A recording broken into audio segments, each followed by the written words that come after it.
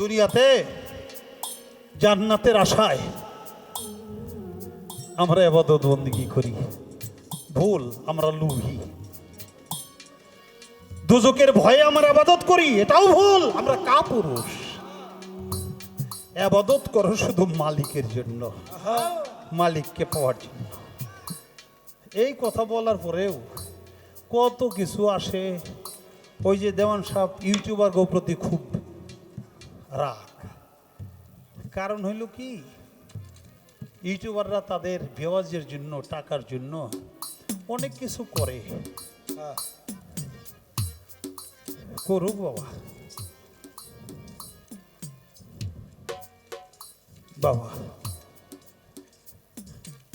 হ্যাঁ।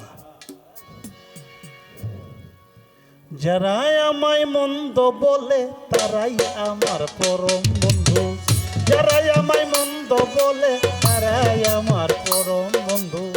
যত জ্বালা তত ভালা,